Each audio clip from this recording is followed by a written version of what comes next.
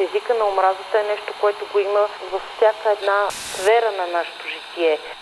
Омразата е омраза във всичките й форми. Езика на омразата може да бъде като граната. Няма нищо срамно в това да застанеш и да кажеш нещата такива, каквито са.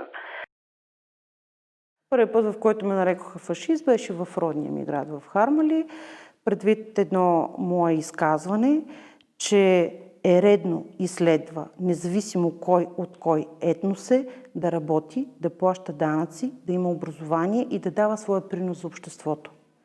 И тогава бях нарекан фашист. Поради простата причина, че не подкрепям идеите, че независимо от кой етнос си, трябва да стоиш вкъщи и да живееш на гърба на държавата, например.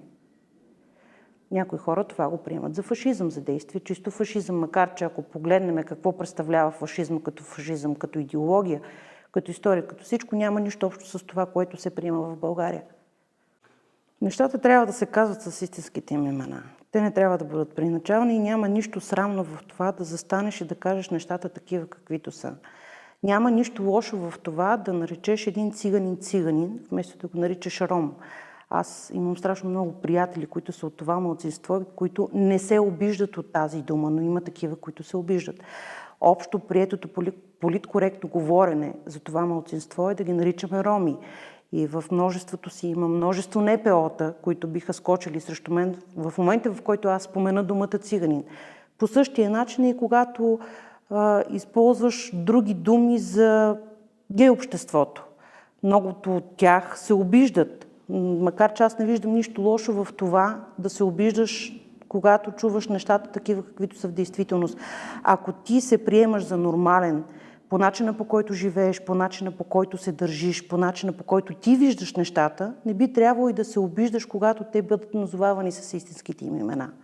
Това за циганското малцинство е само една извадка. Това за гей обществото също по същия начин се използва и думата негър, като имаме на предвид, че примерно негро на близо 4 езика означава черен. Как е редно тогава да наричаме тези хора? Ако трябва да се съобразиме с общоприетото мнение, пак давам пример, ние трябва да ги наричаме афроамериканци. Ами тогава негрите в Африка как ще ги наричаме? Афроафриканци?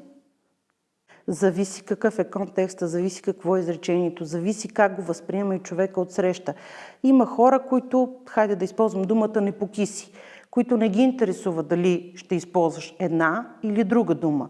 Няма значение за него дали тази дума е правилна или не е такава. Но има хора, които ако на един гей му кажеш, не мисля, че е редно да го казвам пред камерата, думичката, която се използва, да речем, между футболните агитки за този тип хора, разбира се, те ще се обидят. Макар че аз, примерно, не бих се обидила, ако да речем някой ми каже, че съм дебела, но някой друг, ако му кажеш, че е дебел, той би се обидил. Абсолютно същото е. Няма никаква разлика. Това за мен е въпрос на комплекси, въпрос на това как се възприемаш ти, каква е твоята ценностна система, какви са твоите приоритети, какво издигаш на първо място като цяло, как виждаш нещата, как виждаш света, който те заобикаля. Ако ти живееш с идеята, че около тебе има само врагове, ти ще се обиждаш и ще виждаш всичко около тебе като враг, независимо кой говори с теб и по какъв начин. Това е принципа като цяло. Поне моето виждане е такова. Не знам дали има човек, който да не го осъзнава това нещо или който по една или друга причина не е използвал дума, с която да не обиди човек от срещната страна. Няма такива хора. Ако някой застане и ми каже в този момент, че той никога не е използвал дума или нарицателно, за да обиди някой от среща, независимо какъв е, никога няма да му повярвам. В по-голямата си част хората го правят, за да засегнат отсрещната страна или защото са били засегнати. В единия случай е чисто умишлено, не говоря конкретно за себе си, говоря по принцип. В другия случай е защитна реакция. Много често човек, когато е обиден, той отвръща по същия начин, съответно обижда, веднага напада. Много често аз съм получавала на лични съобщения от сорта, че аз съм фашист. Аз не считам, че съм фашист. Примерно, имало е случаи, в които аз съм отговаряла, имало е случаи, в които не съм отговаряла. Макар че в повечето от случаите профилите, които го правят, да речем, говорим конкретно за мрежите, те са фалшиви. Те са подставени, така наречените троли. За тях не стои реално лице, което не се представя с реалното си име, с реалните си снимки и така нататък. Така че в повечето от случаите е чисто защитна реакция. Обидата като обида, погледната исторически, погледната юридически, погледната житейски, тя е защитна реакция на това, което получаваш от среща. Истината е, че в днешно време хората са приели някакси да сливат идеологията на Хитлер с идеологията на Мусолини и е станала една страшна каша, в която реално се губи нишката на фашизма. Истината е, че тези неща трябва да се разграничават. Въпросът е, че за да бъдат разграничени, човека отсреща трябва да знае за какво става въпрос, да знае сърцевината на нещата. Когато ти не знаеш сърцевината на нещата, ти използваш думи, с които не си наясно. Сееш обида срещу този отсреща. Едновременно с това очакваш той да не те обиди. Няма как. Взаимосвързани са нещата, действията са взаимосвързани. Факт е, че години наред с начини на говорене, с начини на действие се породи промиване на много терминология, на страшно много терминология. Тя беше изопачена, беше изкривена, беше слято, да речеме, простичкото бежанци с нелегални имигранти, което са две съвсем различни неща. Бежанци с икономически имигранти, нелегални имигранти с икономически имигранти. Давам просто примери. И всичкото това нещо се слява в една обща дума, наречена бежанци. А истината е, че всяко едно от тези неща е отделно звено. По същия начин и с фашизма.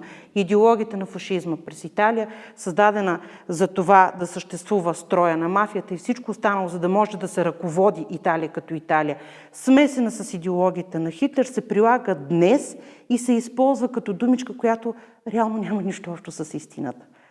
Аз не подкрепям фашистката идеология или система, нито подкрепям хитлеристката, нито подкрепям нечия друга. Аз обичам фактите, обичам нещата, които се говорят с цифри, които са доказани с документи. И за мен нищо друго няма значение. Кой как разбира нещата си е лично негов проблем.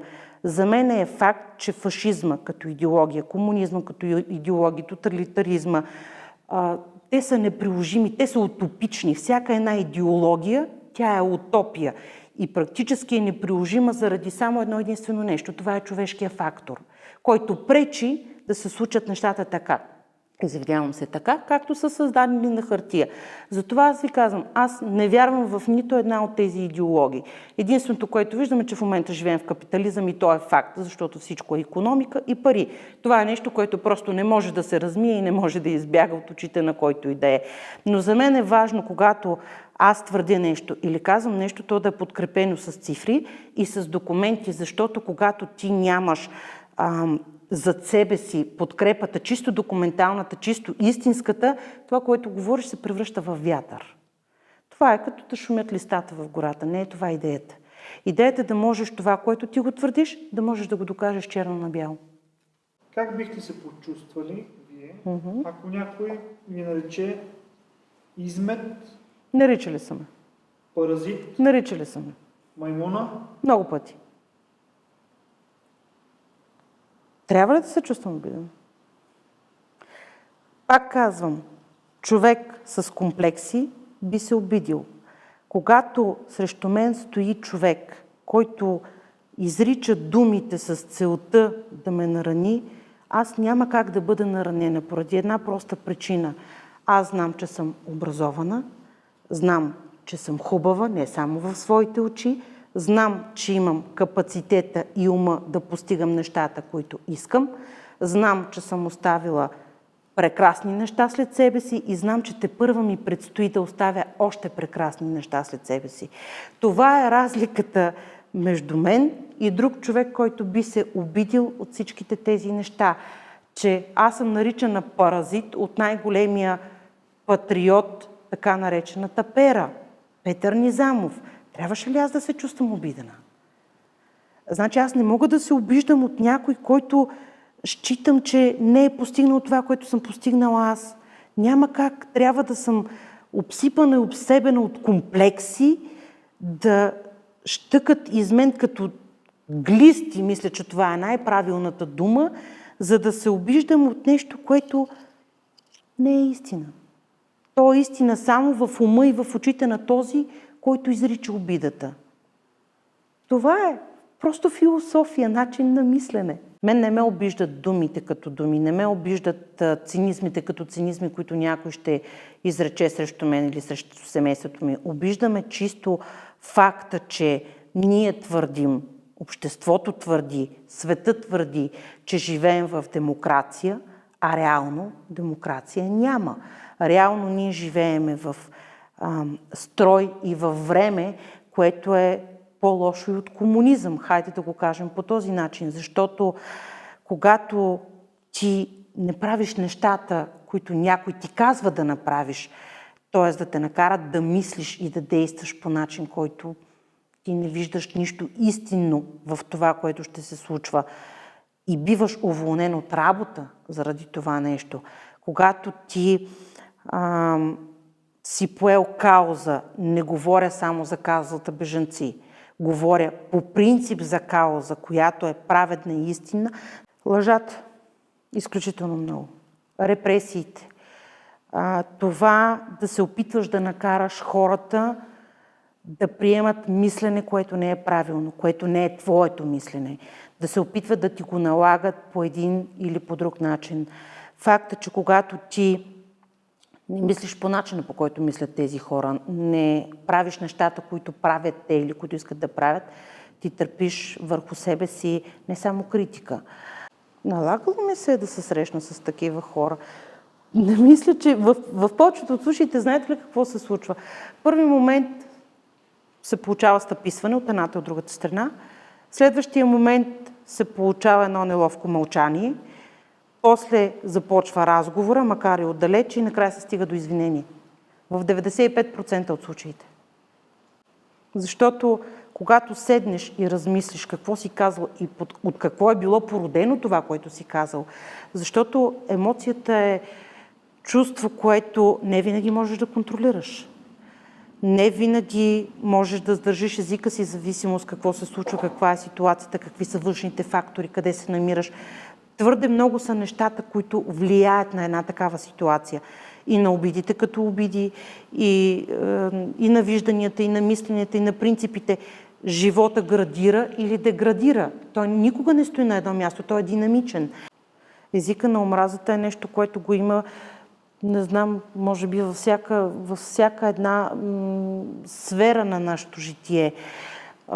Срещала съм действия, в буквалния смисъл, действия на омраза от българи към цигани, от цигани към българи, от помаци към цигани, от човек към животно, по-рядко от животно към човек. Омразата е омраза във всичките й форми, а езика на омразата, хванат в една обща топка, може да бъде като граната. В буквалния смисъл на думата. Много е важно в човека отсреща колко емоция е вложил в това, което казва. Защото един човек сам по себе си е нищо. Но множество хора, събрани в едно, използвайки нарицателно обида и агресия, успоредно с това, водят до смърт. Винаги съм се страхувала. Едва ли има човек, който да не се страхува за хората, които обича. Аз лично не познавам такъв човек. Вярно е, социопати в този живот, много и всякакви. Никога не можеш да разбереш човека отсреща какво мисли и какъв е. Но аз лично не познавам човек, включително и себе си, който да не се страхува за семейството си, за близките си приятели, за роднините си, независимо дали те са застрашени или не. Страха е напълно нормално човешко чувство и тези, които твърдят, че не ги е страх, лъжат. От Бога. От Бог ме е страх. За мене няма по-висша сила и по-върховно нещо от Бог. Това е силата, която те напътства, това е силата, която ти дава път, това е силата, която те подкрепя. Факт е, че в Библията пише, че ние сме чада на Господа, произлезли сме от Него и при Него ще отидем. Стига да можем да си извоюваме онзи вечен живот, който го пише в онази голяма дебела умна книга.